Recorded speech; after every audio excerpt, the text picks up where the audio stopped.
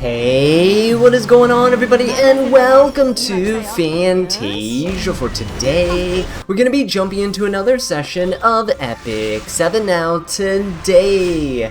Got some more summoning for you guys.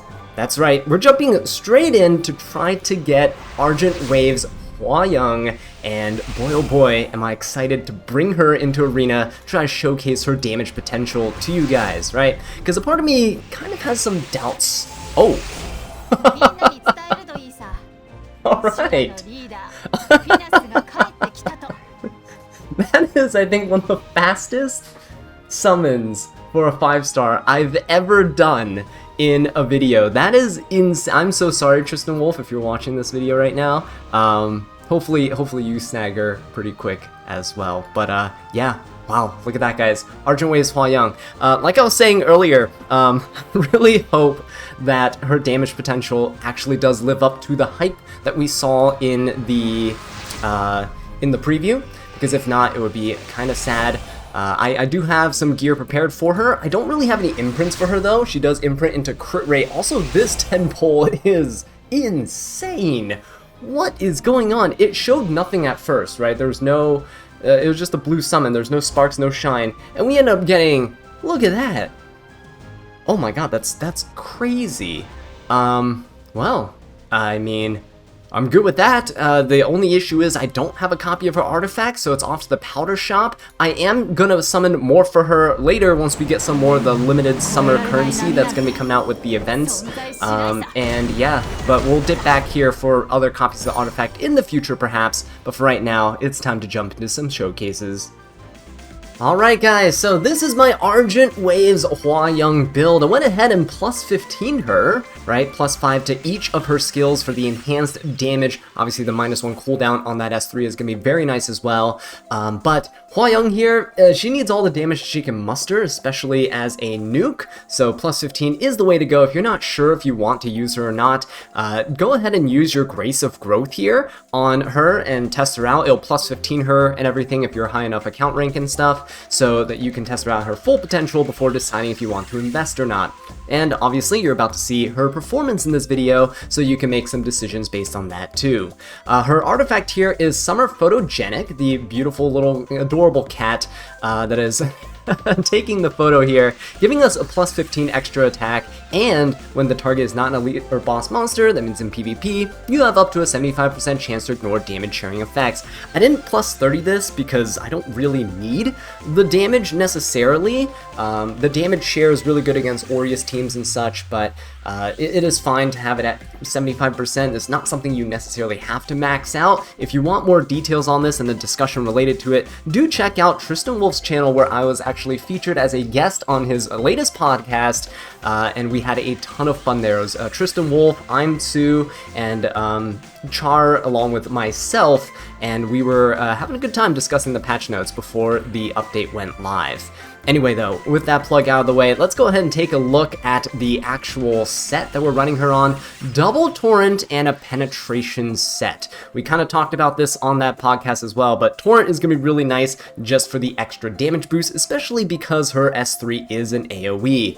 But the Penetration here might actually come in handy when we're using her for her S2, right? That defense penetration, especially because you're targeting the highest defense unit on your opponent's side, the extra penetration can actually help quite a bit in terms of mustering out some extra damage. But yeah, this is the current build that she's on. A lot of flat attack on things like the ring, got some on the boots here as well, right? Could mod in some flat attack elsewhere, like on the helmet and such, but I didn't really want to mess with the gears all too much here. Can also get some on the necklace too.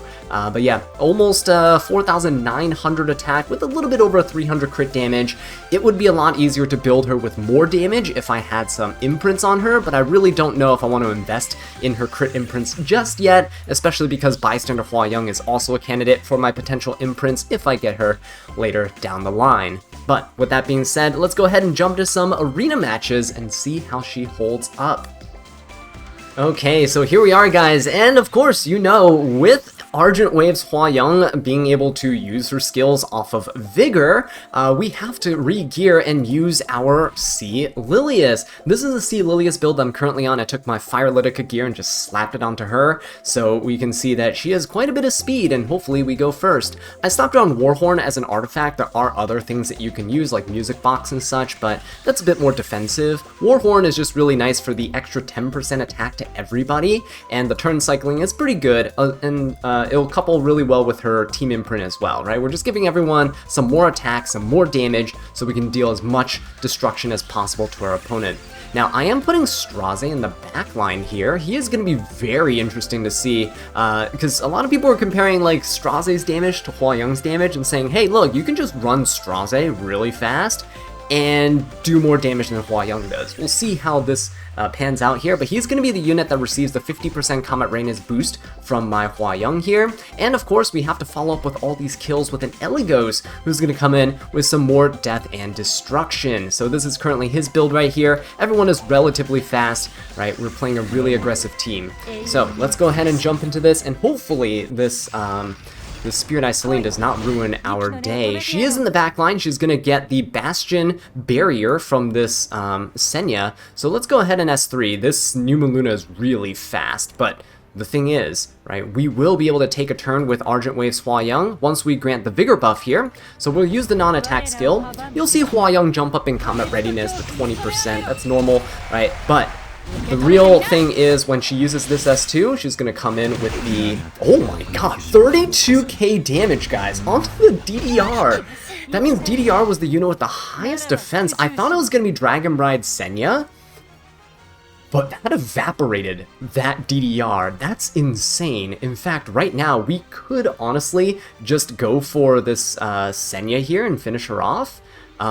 We might as well do that, right? See who we bring along. We bring along the Straze. That's okay, because Hwayoung's going to come in. Her S3 is going to be an AoE, and when we use it, we push up the user in the backline by 50%. It's going to basically guarantee that Straze takes the turn, right? But we already have Vigor. We have an attack buff already from her S2. Look at that damage, guys. That is insane. Okay, well, we're gonna go ahead and pop this S3. Unfortunately, there's nothing for Straze to kill here, so we won't get the extra turn. Honestly, any DPS in the backline here would have been nice. I did contemplate bringing Archdemon as well. Archdemon would have been pretty cool for the guaranteed dual attack with the highest attack unit, which would have been Hwayoung. But hey, Eligos does the same thing, and we got the job done. So you guys see the amount of power that's packed into her kit. It is quite nice. Okay guys, so let's go ahead and jump into another round here. This time we're going to be going up against a Harsetti team, which you think, hey, this is really bad for our Hwayoung here, because she relies on an opener to go first, right? We need speed here, and we are still going to go for a slightly aggressive team, not as many DPS units. I'm going to bring in Zio as a unit to, one, hold Book, because Book is great for being able to soul burn your Hwayoung for extra damage. She only requires 10 souls, and Book gives you 20, right? So Zio gets to go first. We get to try to control this Harsetti and stuff, so she can't go, which will be great. Depending on the combat readiness, I might just S1 and dual attack with our Afternoon Soak Flan. I'm bringing Flan here as kind of a fail-safe. One, she's a really good DPS unit to bring along. Imagine Hwayoung S1ing with the Afternoon Soak Flan dual attack.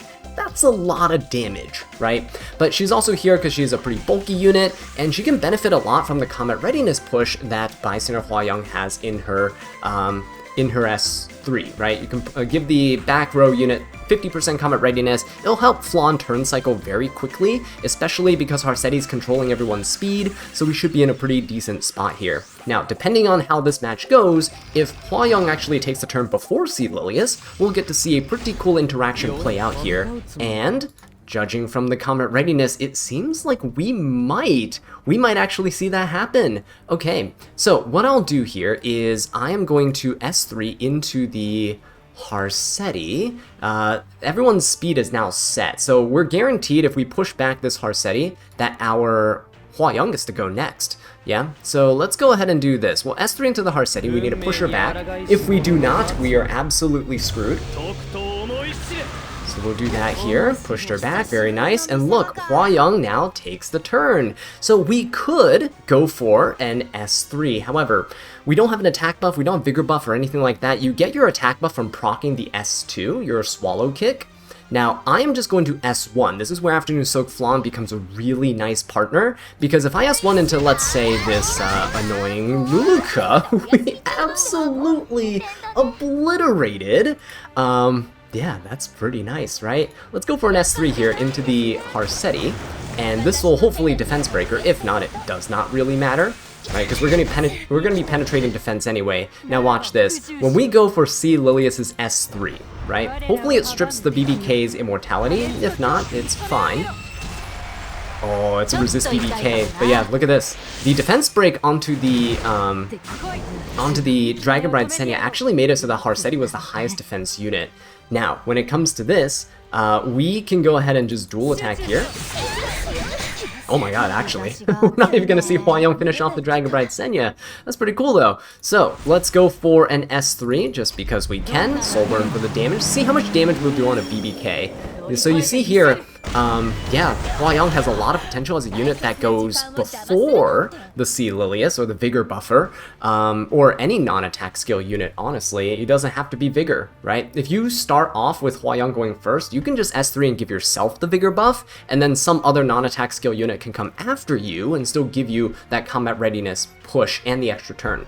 Okay, so yeah, this BBK is probably going to absolutely destroy our Hwayoung, but you can see the kind of combo potential in this setting. It's really only viable for me personally right now with Harsetti on the other side, so just keep that in mind. You might have an easier time than me getting these interactions depending on how you build your Hwayoung. Mine again is built on a triple set with you know, not very much speed. You can definitely build her very fast on a speed set with some damage, right, to achieve the same result. But Fire Flan made this fight very safe, so you can go very aggressive while having like an anchor on your side. Like in most cleaves, you'll have an anchor on your side just in case things go awry, but you can't deny that Hwayoung's damage there was pretty good.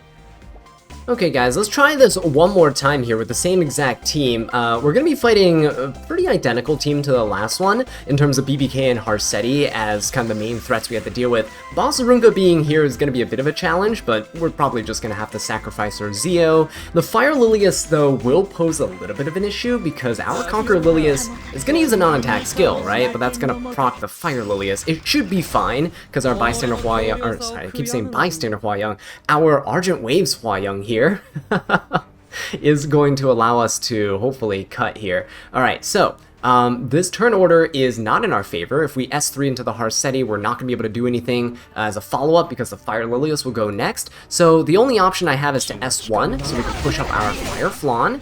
Now unfortunately, this means Boss Arunka is probably going to destroy us, but that should be okay. I can go for an S3, I can Soul Burn this for the defense break. This will cause the Bystander Hwayoung to do a little bit less damage, which is cool. But also our sorry, did I say Bystander Hwayoung? Oh my gosh, guys. The Boss Arunka is going to do a little bit less damage because she scales off defense, but our Argent Waves Hwayoung will still be fine. Okay, so now Fire Lilius is here. The thing is, I can still go for an S3. There's nothing stopping me from doing this, and even if I get provoked by the Fire Lilius, it's fine. We'll be dual attacking anyway, if that's the case. Right. Oh, there we go. We did resist. Okay. So now our, look at that, even with the defense break, this Boss Arunka was the highest defense unit. She did have a defense buff too, to be fair. But yeah, there we go. We actually resisted that, so it's fine. We took off the immunity from immortality from the BBK, which is also really cool. If I go for an S1 here, into either of these units, I think we'll have a pretty good time. I think it's probably best to go for the Harsetti. Right? Just the dual. Oh, it's a Proof of Valor Harsetti. See? There we go. Now let's Soul Burn this S3 so we can get a ton of damage out. Attack buff, Vigor buffed Hwayoung. See if she can finish off this Fire Lilius here. Oh, yeah, she does. Look at that damage, guys. Incredible! Now, Proof of Valor was on this Harsetti. If she wasn't on Proof of Valor, I think we easily could have killed her there too, but she's mitigating a ton of damage. It's a good thing I went for the dual attack onto her. the S3 is gonna come out. Oh yeah, we're gonna definitely take a beating from this BDK here. She is going to kill the Hwayoung. This is kind of typical, right? Happened in the last match as well. Yeah, it's gonna be annoying. But the good thing is, my Flan is on counter set, so she is able to hold her own here. Again, most cleave teams, most aggressive teams benefit from having an anchor, so Fire Flan as my anchor is usually my go-to option, because the 100% evasion is kinda hard to beat. But Hwayoung did most of the work there in clearing out the enemy, and that was really nice damage. Okay, so what happens if our opponent's really fast as well? Well, it's time for us to do a little bit of a speed race. Now, I am typically not a very good cleave or aggro player. I'm lacking all the speed DPS gear in the world. I have some fast openers, but that's about it. So we're going to try to go toe-to-toe with this ML Para on the other side with our Sea Lilias, but we're going to be bringing along some speed imprints, as you can see. So the first one is going to be Watcher Shuri. I know, not the greatest build here. Don't crucify me for that, right? We're trying our best here with what we got. So he is a 10 speed imprint, which is going to push our Sea Lilias up to 317 speed. And then we have our Wanderer Silk here, who gives a 14 speed imprint. It's going to be absolutely amazing. She also is relatively fast, and her S2 actually allows us to dual attack, which is going to be very nice as well. So that's going to push our Sea Lilias up to, I think, that's going to be 117, 331 speed, right? So that should be enough to outspeed everyone here, which means that our Argent Waves Hwayoung should be able to cut. Now I know, Abyssal Euphem's on the other side. She's gonna cut our combat readiness gains in half. The good news is Argent Waves Hwayoung takes an extra turn, which doesn't have combat readiness attached to it. You literally just take the next turn. So it's going to be really nice for us to see what we can do here. I'm really hoping that the Hwayoung can come in and just kind of finish everybody off. If not, Watcher Shuri has a 100% hit chance now on his S3, so we can take out the Afternoon Soak Flan that way, and our Wanderer Silk has a dual attack that we can use to hopefully get the rest of the team under control, right? If we need to finish somebody off, we can do that at our leisure. So yeah, let's jump into this one, and we should be going first. Oh yeah, by a long shot. The speed imprint from Watcher Shuri is helping the Wanderer Silk as well. Okay, so let's go ahead and S3. This New Moon Luna actually doesn't have immunity, which means we could potentially push her back and control her. Okay, so we're gonna go into the Abyssal Eupheme. She typically is a 2000 defense unit. Oh my god. What was that about her having our combat readiness gains? She is gone. 28k damage, guys. Not even a problem. I could push back this Para. She's gonna probably be the biggest issue here, so let's go for that. Hwayoung will take the extra turn. See, right here, she's gonna jump up and take this turn. I don't have Souls to Soul Burn, but it should be fine. Let's go for an S3. Attack buff, vigor buff Hwayoung. Let's see how much damage she does on double Torrent and a pen set. Well, the pen set doesn't really make a difference here. No kill, but it's fine. Let's go in for the S3, and guess what? Para's alone. You basically won this after you kill the Afternoon Soak Flan. 100% chance to kill there, right? We can come in with an S2. This Para is pretty much done for anyway. Oh, I could S2, but I could also just do a little bit of a S3 or an S1 here. Let's just go for an S3. No use saving this skill. Right, there you go. If we didn't kill, it would have pushed her all the way back. And that S1 pretty much does nothing. Can we bring Hwayoung here? No. But can we bring Hwayoung here?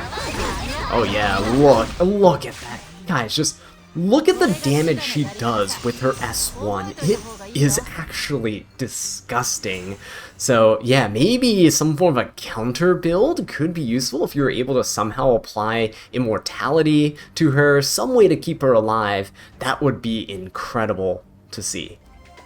Okay guys, well this is going to be a pretty fun one here. We got some classic units in the form of RB and SSB to try to punish us in our AoE shenanigans, and well, for killing RB, he's going to revive. That way, we are going to be bringing in our Briarwitch Iseria, who has a bit of damage, a bit of effectiveness, but most importantly, her passive prevents this Arbiter Vildred from reviving, and, I mean, there's a Mort on the other side too. If he's on Holy Sacrifice, we say no to that as well. Now, the unit with the highest defense on his team is either going to be DDR or the Mort. I'm kind of leaning towards DDR here. Soul Weavers tend to be built a bit bulkier than a DPS Knight, so hopefully we'll be able to nuke this this DDR. If we go into Mort, which I think is highly unlikely, then we have a chance of missing, which would kind of suck. But we are going to bring in Eligos as well. He's going to be very nice to follow up on the kill that Hwayoung will make here, and he's going to be able to push up the team as well with his artifact, right? So let's give this a shot. Let's see how it goes. See Lilius is our opener here for these showcases, mostly because she has really great synergy with the Hwayoung.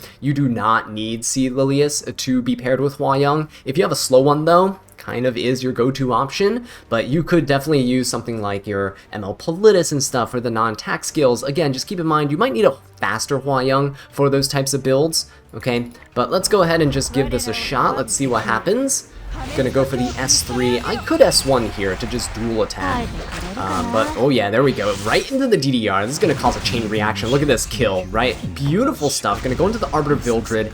Easy kill yet again. Look at that, extra turns all around. I can go for a provoke on the Mort just to make sure that he doesn't S3 into us if we can't kill him, right? We can go for an S3 here. This shouldn't trigger the SSB because she'll only get 2 focus stacks, and hopefully this ends up killing her as well. We miss on the Mort. He is going to counter. Hwayoung takes a huge beating there. But yeah, that provoke on the Mort is definitely going to be saving us.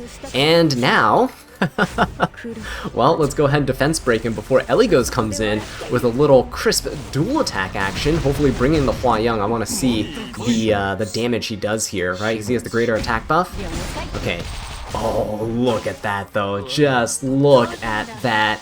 Easy peasy. That is a lot of damage, and that's a very, very clean match, besides the Mort counterattacking us. Why, hello there! We have 2 Knights on the other side, along with Harsetti and Afternoon Soak Flan. This Fallen Cecilia is going to be pretty bulky. The good news is, if she is on Aureus, which most Fallen Cecilias are, if we proc our artifact here on Hwayoung, we'll be able to deal a ton of damage, right? There's no damage share going on there. The other cool thing is that with the Empyrean Ilinov on the other side, we get to test how we do against defense penetration resistance. I don't think we'll be dealing as much damage as they did in the showcase, right, against Bossarunka with an Empyrean Ilinov on the other side. I really don't think we can reach those levels. I don't know what the stats are in the preview there, but I don't think it's really realistic. Anyway, we can go in for an S1. This Empyrean Ilinov, ooh, yeah, this Empyrean Ilinov will be able to push up here a little bit, but in terms of shenanigans we can pull, I think this is fine. We can go into the... Ooh, who would I like to finish off first? Either the Harsetti or the Empyrean Ilinov, right? Let's go for the Harsetti first. Yeah, let's do this. Dual attack, push up. Okay, Flan gets to go. And it doesn't matter if we soulburn or not, this Empyrean Ilinov will go, but we at least get to push up the rest of our team. And Empyrean Ilinov is going to attack into Zeo, right? So it doesn't matter if we soulburn or not because she will cleanse. We will just go into the Empyrean Ilinov. Let's give it a shot. See how much damage we can do here. We'll push up the rest of our team at the very least. Nice defense break. Okay, it is a pretty bulky Ilinov. 28, almost 29k HP, right? Going to the Zeo, that's fine. He miraculously ends up living. So again, here's the situation where Hwayoung ends up going before C. Lilius. So you have the option of going for some dual attacks here with the Afternoon Soak Flan. Again, this is why I really love them as a combo. And then afterwards, you can soulburn her S3 when C. Lilius takes the turn. So let's go and kind of soften up the Fallen Cecilia as well. Let's just kind of go after everyone here. Very nice. Let's go for the S3. We can strip the immunity off of the Fallen Cecilia now. And if we need to, we could... Ooh, actually, we didn't strip. That's okay. So Hwayoung comes in. Look at that defense penetration there, right? 15, almost 16k damage. Not bad at all. And our S3 is going to come in and kind of wipe the floor with this team, though. Let's go for... we could just S1 and dual attack again with the Flan, right? Yeah, let's go ahead and soften up the Harsetti once more. Very nice. And our Hwayoung takes the turn here. Soulburn the S3. Let's see if we can finish off the 3 Knights. If Afternoon Soak Flan's the last one alive, I think we can survive the rest of this. Oh yeah, look at that, guys. Absolutely beautiful. And we turn Cycle Flan so much, right? When she has 3s, gains that 20% combat readiness. When we dual attack with Sea Lilias, she gains another 25% combat readiness here. With her passive, sorry, there it is, 25% combat readiness with the dual attack, so that's 45%. With the 50% from the Hwayoung, we're going up to 95% combat readiness, and we're just gonna lap this Flan and take the turn. Now, the Flan will eventually go, she will kill our Zio. It's sad, it's okay, but it's a sacrifice we're willing to make for this Hwayoung to just absolutely demolish our opponent, right? I am gonna go ahead and just S3 and just kind of push back the Afternoon Soak Flan a little bit here. There we go. Go for the S1, and I just want to see what Hwayoung can do in terms of her damage. Come on, dual attack. Alright, that's fine. So, the Hwayoung's gonna come in with an S1 here. Alright, let's see, can we hit? No hit? Well, obviously, she's gonna miss. They're still focused on the Afternoon Soak Flan, but that dual attack, look at that. Finishing off that Afternoon Soak Flan in one hit is just so satisfying. Okay guys, do we do it? Do we risk going into this team without a speed imprint? I think we will be okay, yeah?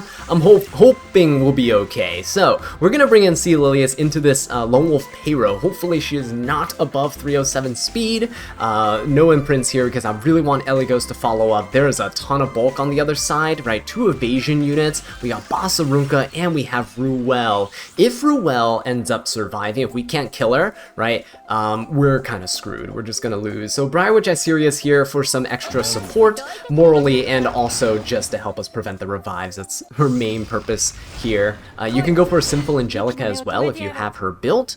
But yeah, let's go ahead and see if we can do this into the boss Arunka. There's no Empyrean Ilanov or anything on the other side, which is nice, but this is going to be a test to see how much damage we can really do. Oh, whoa, wait. Is that Basarunka fully geared? That should not be possible? No way, we fought a Basarunka where we didn't do that much damage, right? That is a fluke. I don't know what happened there, but I'm very happy and I'm going to take it. So, yeah, let's go ahead and just dual attack here. I think we can probably safely go into the Ruel, yeah? Oh, look at the oh my god, guys, look at that Hwayoung damage! Look at that Hwayoung damage, that's insane! Right, well, let's pop the S3. Let's go for it. Absolutely insane there. Finish off the Ruel, she can't revive. Go for the Afternoon Soak Flan. We missed, even though with Briarwitch's extra hit chance. And Eliga's gonna come in. Let's dual attack Hwayoung. Oh, finishing things off, guys. Look at that. Such a clean team. I'm starting to honestly really like her now. Hey, perhaps we'll have some nice matches in RTA in the future. Stay subscribed for that if you aren't already. So here we are yet again with another speed race. This time around, I am going to use some imprints in the form of Wander Silk. My Veronica is not actually imprinted, so we won't get any speed from that, but I am bringing her this time around because I'm kind of sick of BBK killing our showcase unit here. So instead of Hwayoung dying every time to BBK, we'll try to use Veronica to smooth things over a little bit. Hopefully it'll work, we'll see. But the Hwayoung should be able to go into this Abyssal Yuffie, not Holiday Yuffie. I'm just getting all the characters mixed up. There's too many alts, guys. Way too many alts in the game right now. Let's go ahead and vote for Summer Charles. That's what we should do. There's not enough Charleses in the game, right? And surely you guys won't get confused then. Okay, so what we got here is our Sea Lilias going first because of our speed imprint. Very nice. Let's go for the S3. Yeah, let's proc the Hwayoung. Have her go into, should be the Abyssal Yuffie, typically the highest defense unit here. Yep. See how much damage we do through Fallen Cecilia's, oh my god, that's through Fallen Cecilia's barrier. That is just insane. I love it. Okay, well, we have the option of going for an S2 here. I think that's probably for the best. A dual attack with Veronica or Silk is not going to really help us a lot anyway. So let's go for this. Hopefully we'll proc the Immortality on this BBK. We already stripped her first Immortality with our Sea Lilias here. There you go, look at that. Now we get to dispel that Immortality. We can come in with an S3. I am gonna go for this Fallen Cecilia. We should take an extra turn because we crit here. and I am actually just going to use the S1. I'm going to use the S1 onto the BBK. Yeah, let's finish her off. Nice. And then Silk gets to go. I am honestly just going to finish off this Pera, so she can't do anything. Fallen Cecilia is going to... Oh, wait, hang on. Whoa, hang on. That's actually really bad here. That could have ended really poorly. I could have actually died to all my own bombs. Yeah, maybe we should have, maybe we shouldn't have done that. So, boom, boom, okay. We're good, we're good. Alright, yeah, but maybe don't do that. That was not the right decision. Should not have spared that Fallen Cecilia. I'm actually really lucky that Hwayoung didn't get the debuffs on her. So I'm gonna dual attack with our Hwayoung here. Let's see what we can do. Oh, that is such good damage, guys. I just can't get over how smooth her damage numbers just rack up. It's really, really nice. Hwayoung kind of just living up to her name, right? Every single Hwayoung that's come out has been an absolute powerhouse in terms of damage. Okay guys, well this is the final match that we have here, my final arena flag to burn. Let's see what we can get away with, bringing in all the powerhouses here, right? Eligos, Straze, we have Hwayoung here, C. Lilius again leading the charge. The Warhorn I think is helping out quite a bit along with her team imprint for additional attack. Do keep that in mind, right? If you have a similar build to mine, you're not dealing as much damage, you might want to check into some artifacts, some imprints to help out. But I'm hoping that we go into the Basarunka here. She should be the highest defense unit on the opponent's side, which should proc the Hwayoung, which should allow me to snowball into Eligos, which should push up the Straze. It is, oh, this is such a clean team. Look at that, 22k damage, beautiful stuff, right? Absolutely beautiful. And now, we are not even done yet. Let's go ahead and provoke the Great Mortelix, because I don't trust this guy here. Let's go ahead and do that. Okay, and now Hwayoung is to come in. We'll go for the S3. This should kill off Straze and the Spirit Eye Celine. And now we're just left with, honestly, it's just absolute overkill. Oh my god, when you hit Mort, guys, look, when you actually get to hit Mort, absolutely amazing. Let's go for the S3. This should grant us an extra turn on kill, so if Mort comes back through Holy Sacrifice... Ah, gotcha. We got a little checkmate here, buddy. Okay, and Eligos, poor Eligos, didn't even get to take a turn. Thankfully, though, he did throw his briefcase, and we got to see some action there. Look at that Hwayoung, guys. I think she is a very fun unit. Now, if you want to get her and you're kind of short on bookmarks, hold off because we do have those summer event polls that are available soon. You'll be able to get those through the Epic 7 7th anniversary event, and I think we're going to get up to something along the lines of like 121 summons through those types of special bookmarks that will be used throughout the next like 2 months or something of that sort.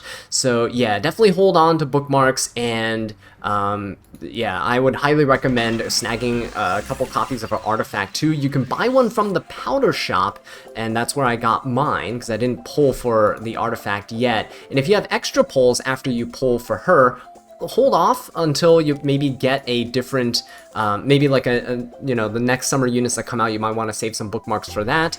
But yeah, her artifact definitely worth picking up here for the extra damage. It's so nice. And again, one last sneak peek at the beautiful Hwayoung here with her double torrent and penetration set. Anyway, with that being said though, guys, if you enjoyed this video, please do consider leaving a like, it helps out a ton, and consider subscribing to see more Hwayoung content on the channel. And until next time, take care.